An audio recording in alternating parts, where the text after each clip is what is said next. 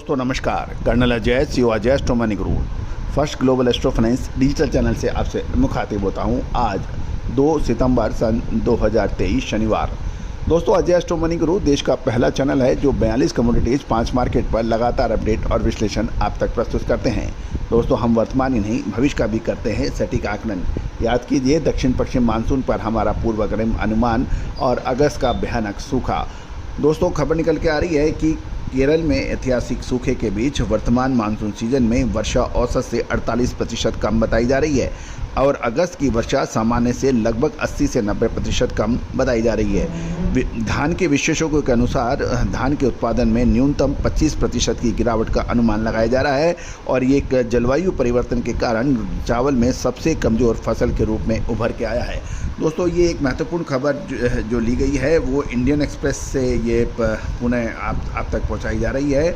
और यदि आप देखें अर्थशास्त्र और सांख्यिकी यानी स्टैटिस्टिकल डिपार्टमेंट के अनुसार साल 2021-22 में केरल की खेती का क्षेत्र चावल का उत्पादन 1.95 लाख हेक्टर और 5.62 लाख हेक्टर मैट्रिक टन का उत्पादन था, जो पिछले वर्ष 2.05 लाख हेक्टर और उत्पादन 6.26 लाख मैट्रिक टन से कम है।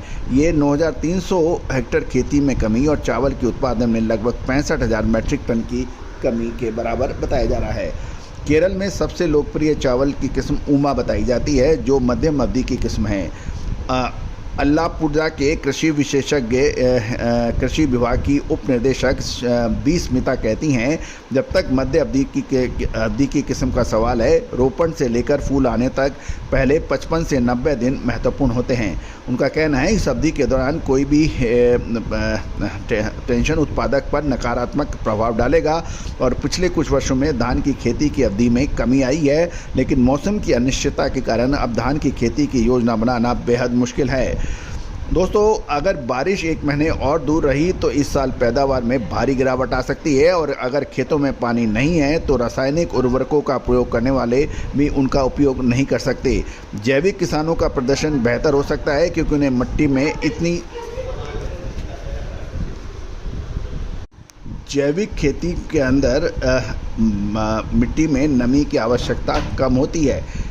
चूँकि जो किसान जैविक खेती कर रहे हैं उनके धान के खेतों में अधिक नमी होगी। वो उनका कहना है कि अगर सूखे का प्रकोप 1 और महीने जारी रहा तो वो ये भी सहन नहीं कर पाएंगे।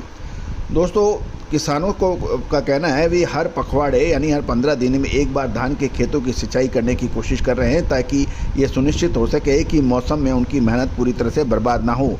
इसके अलावा अब भारी और लगातार बारिश से फसल पर हानिकारक प्रभाव पड़ सकता है। बदलती मौसम परिस्थितियों के कारण लॉन्ग टर्म समाधान चावल की कम अवधि वाली किस्मों को बढ़ावा देना और तनाव सहिष्णु जीन वाले चावल विकसित करना होगा। दोस्तों अब महत्वपूर्ण ये रहेगा कि आगामी यदि 10 से 15 दिन और बरसात नहीं होती है तो केरल के अंदर धान की पैदावार बहुत कम हो सकती है।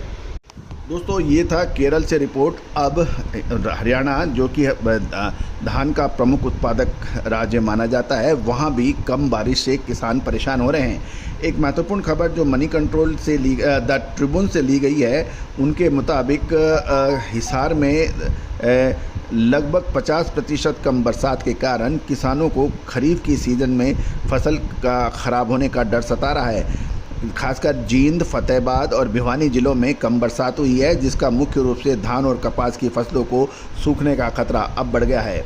हाल में ही फतेहाबाद जिले के कुछ क्षेत्रों में बाढ़ का सामना करना पड़ा था जिससे लगभग 80,000 एकड़ में धान की फसलों को नुकसान हुआ था। कम बरसात ने जिले में धान को फिर प्रभावित किया है।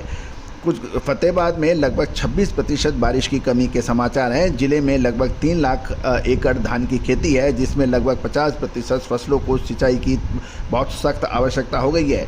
ट्यूबवेल से धान की सिंचाई करना बहुत महंगा पड़ता है और धान को सिंचाई की सख्त ज़रूरत है और किसान बारिश पर निर्भर हैं। किसानों का ऐसा कहना है। फतेहाबाद में धान की दोहरी मार पड़ी है क्योंकि पंजाब की ओर से आए बाढ़ के पानी के कारण टोहाना और रतिया में कुछ हिस्सों में खेतों में काफ़ी नुकसान हुआ था। कृषि विभाग के अधिकारियों ने भी स्वीकार किया है अब शेष क्षेत्रों में धान की खेती बारिश की कमी के कारण नुकसान हो रहा है। यदि हम भारतीय मौसम विभाग के आंकड़ों के अनुसार हिसार जिले में स्थिति और भी विकट और ख़राब है, जहां मानसून में औसत वर्षा से 50% की कमी देखी गई है। अधिकारियों ने कहा है कि हिसार में लगभग 80,000 हेक्टेयर में धान में से केवल लगभग 50% पर बर्बादी का खतरा मंडरा रहा है। इस तरह से जींद में 35%, भिवानी में 21% और रोहतक में 25% जिलों में बारिश की कमी का असर खरीफ की फसलों पर पड़ने के समाचार हैं। हिसार में 124.6 मिलीमीटर बारिश दर्ज की गई है, जो मानसून सीजन के दौरान औसत बारिश से 247 मिलीमीटर से काफ़ी कम है। यानी 247.7 मिलीमीटर के मुकाबले 124.6 मिलीमीटर बरसात ये काफ़ी परेशानी का सबब बन सकती है।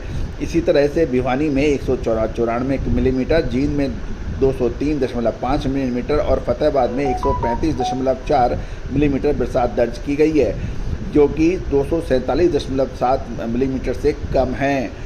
दोस्तों, धान के अलावा कपास जैसी अन्य फसलों को भी नुकसान होने के समाचार हैं और बारिश के अभाव में लंबे समय तक पौधों के जीवित रहने की संभावना लगातार कम होती जा रही है।